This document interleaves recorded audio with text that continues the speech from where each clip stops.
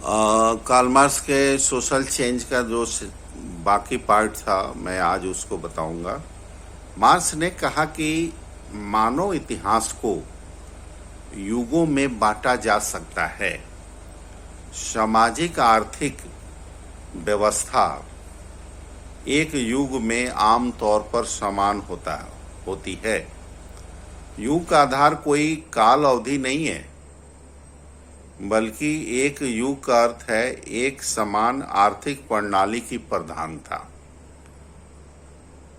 प्रत्येक सामाजिक आर्थिक व्यवस्था में प्रधान आर्थिक प्रणाली के उत्पादन स्रोतों पर जो वर्ग हावी होता है वह मजबूत होता है, बाकी वर्ग उसके अधीन होते हैं। समाज व्यवस्था में जो उत्पादन की शैली अथवा उत्पादन प्रक्रिया मौजूद रहती है उसमें परिवर्तन होते ही हैं। इस परिवर्तन का मुख्य कारण उत्पादन की शक्तियों और उत्पादन के संबंध में संघर्ष है। प्रौद्योगिकी अथवा उत्पादन की शैली में परिवर्तन से वर्गों के संबंध में भी हलचल होती है, और यदि वर्ग चेतना और वर्ग संगठन का विकास हो जाता है तब इससे वर्ग संघर्ष तेज हो जाता है। इन दोनों में मशीनी संबंध नहीं है, बल्कि द्वंद्वात्मक संबंध है, अर्थात एक के होने पर दूसरा होगा ही। यह जरूरी नहीं बल्कि हो भी सकता है और तत्काल नहीं भी हो सकता है। जैसा हमने पहले कहा कि आधार संरचना यानी तकनीक, श्रम विभाजन, ऊर्जा के प्रकार, उत्पादन का संगठन एवं वर्ग संबंधों के अनुरूप ही किसी समाज की अधिसंरचना यानी राज्य, सरकार, परिवार, मूल्य, धर्म इत्यादि होते हैं। उत्पादन की शैली में परिवर्तन और वर्ग संबंधों में संघर्ष के कारण अधिसंरचना में भी परिवर्तन होते हैं। वस्तुतः अधिसंरचना कोई निष्क्रिय इकाई नहीं है, बल्कि यह बराबर ही सक्रिय होती है। संपूर्ण अधिसंरचना वर्ग प्रभुत्व के अनुरूप होती है, यानी जो प्रभावशाली वर्ग अथवा वर्ग समूह हैं उनके स्वार्थों का प्रतिनिधित्व करने वाली होती है। इसलिए अधिसंरचना इन परिवर्तनों का विरोध या समर्थन अपनी भूमिका के अनुरूप करती है। उदाहरण के लिए राज्य शक्ति विरोध करती है, सरकार और उसके अंग विरोध करते हैं, एवं नियम, मूल्य, धर्म, परिवार आदि भी अपने अपने ढंग से उसका विरोध करते हैं। मार्क्स के अनुसार अधिसंरचना की सभी चीजें प्रभुत्वशाली वर्ग की अथवा उसके स्वार्थ से प्रेरित होती है। यद्यपि शासक वर्ग बराबर ही उनके वास्तविक चरित्र को छुपाता है और कहता है कि वे पूरे समाज की है।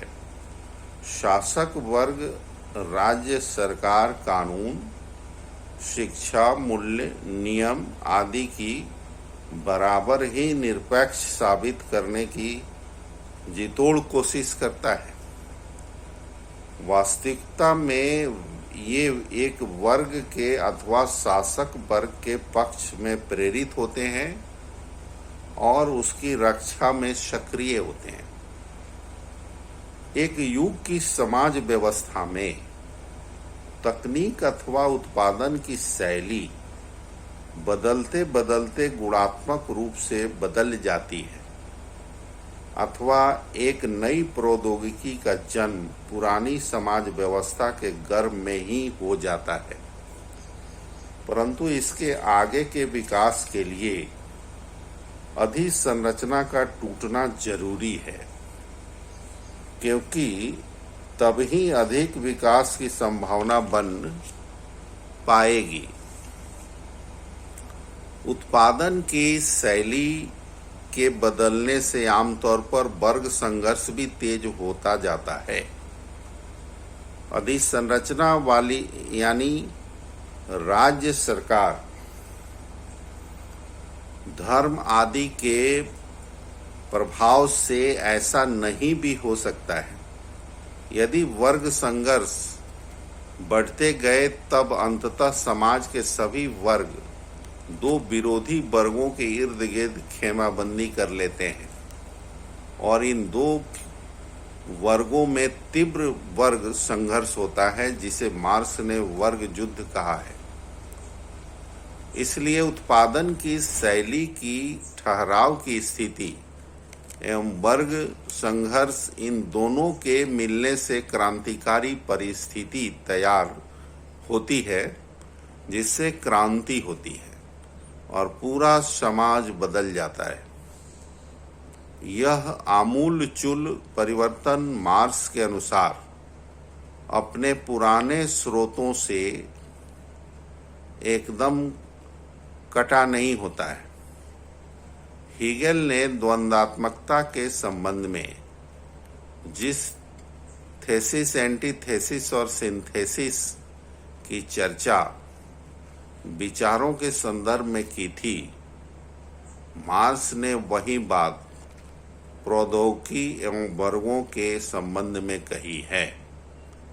अर्थात नई प्रौद्योगिकी एकदम नई होते हुए भी पुरानी प्रौद्योगिकी के कुछ तत्वों को समेट लेती है एवं इसी प्रकार वर्ग विभाजन में होता है।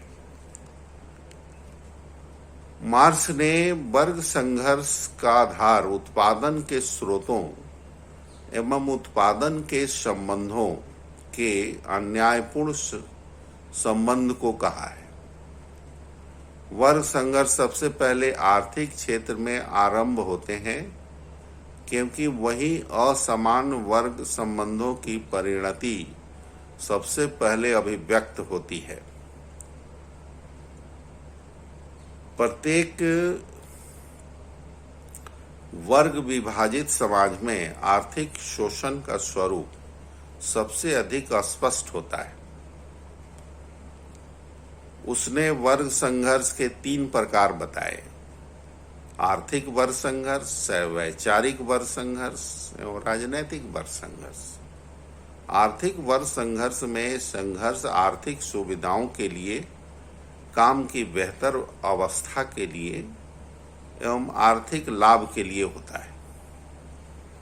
वैचारिक संघर्ष में अलग अलग वर्ग अपनी विचारधारा, साहित्य, संगीत, कला के आधार पर आपस में संघर्ष करते हैं। और राजनीतिक वर्ग संघर्ष इनके बाद शुरू होता है, जब श्रम करने वाला वर्ग राजनीतिक सत्ता पर हावी होने की लड़ाई शुरू कर देता है। वर्ग संघर्ष जब तीव्र हो जाते हैं तब वे अनिवार्य रूप से शस्त्रों के संघर्ष यानी हिंसक संघर्ष में बदल जाते हैं। मार्क्स ने यद्यपि पूंजीवाद का सबसे अधिक विश्लेषण किया एवं इंग्लैंड आदि में इसके वास्तविक चरित्र पर टिप्पणी की, परंतु उसने समग्र मानव इतिहास की व्याख्या के लिए एक योजना भी दी। उसने कहा कि अलग अलग समाजों और अलग अलग समयों में इसका प्रयोग बदलेगा, परंतु परिवर्तन का क्रम और इसकी मूल प्रक्रियाएं प्रत्येक समाज में लगभग समान रहेगी। इसलिए मार्क्स द्वारा प्रस्तावित युगों को किसी भी समाज पर मशीनी तौर पर लागू करना करना गलत है, बल्कि किसी समाज के इतिहास को समझने के लिए यह एक सैद्धांतिक उपकरण हो सकता है। नेक्स्ट